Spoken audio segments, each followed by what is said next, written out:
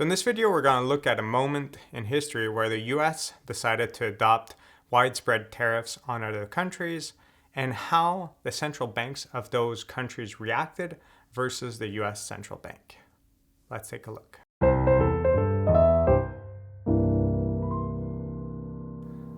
So in 2025, there was a moment where the United States decided to impose tariffs on pretty much all countries on the planet.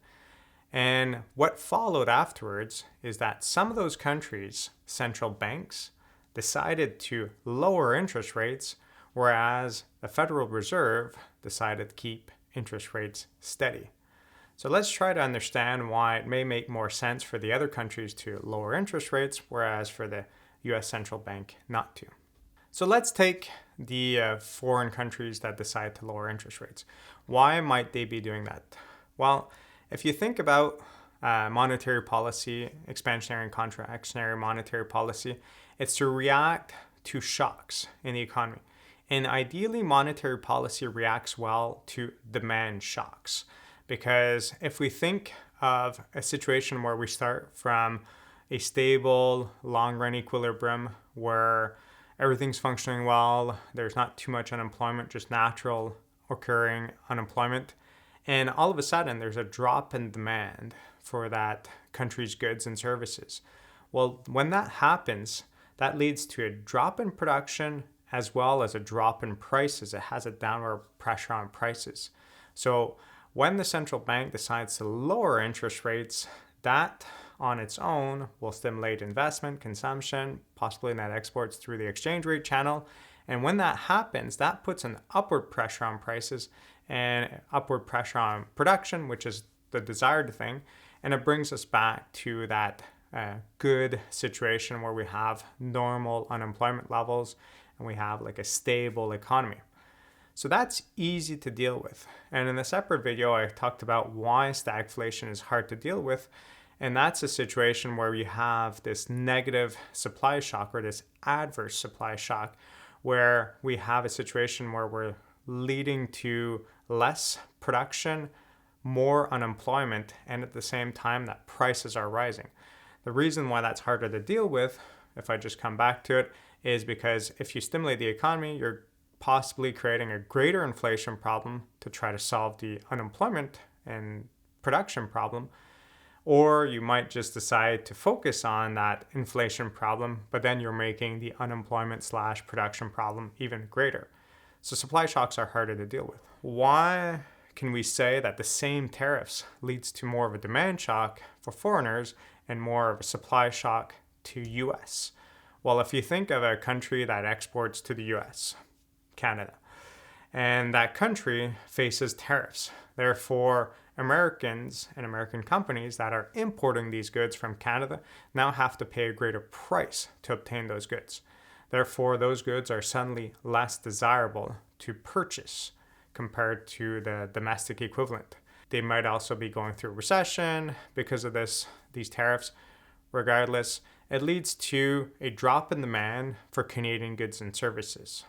So if we think about Canada on its own, let's say they don't adopt counter tariffs, they're just looking at this. The Canadian consumers might be consuming similar to before. Investment might be similar, probably lower just because businesses are wary, because if they used to be exporting a lot, they won't invest as much. But definitely exports are falling. So in this process, there's a drop in demand for Canadian goods and services. It's a demand shock that happens.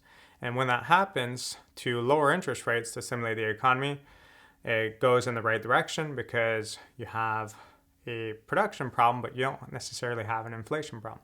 In the States, it's different because they're the ones that adopted these widespread tariffs on all these other countries. They're the ones that are going to face an increase in production costs because all the goods that they buy or an increase in consumption costs are going to become more costly. So if they're producing tables that come from lumber that comes from this country, steel that comes from another country, well, those tables that they're producing have a greater production cost all of a sudden. So for them, it's more of a supply shock. And because it's more of a supply shock, leads to that tricky situation that we're not sure if it's going to be more of an inflation problem or a production problem that the central bank will have to fix. And because of that, the central bank may decide, as Jerome Powell did, to say, we're just going to wait it out.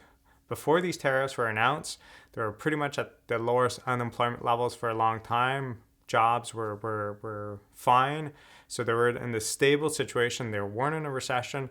These tariffs come into play. It's leading to that possible recession coming around the corner. But until that happens, they won't lower interest rates, because if they lower interest rates, they might create a big inflation problem. And if they lower interest rates and the government decides to drop the tariffs, well, then they kind of always have to react.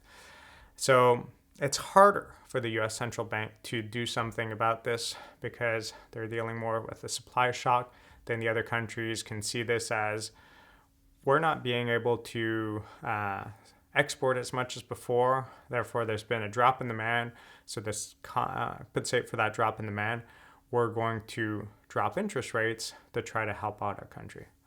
So when Donald Trump argues that the US should lower rates and compares the US to Europe, Canada, and other countries that have lowered their rates, he's kind of wrong to saying that it's the same kind of answer that should be done by all central banks. It's not because it makes sense for Europe and for Canada to lower interest rates that the US central bank should also lower interest rates.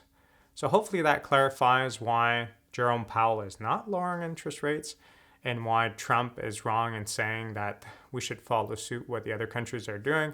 And by him not doing anything, he's acting too slow and not being good in this process.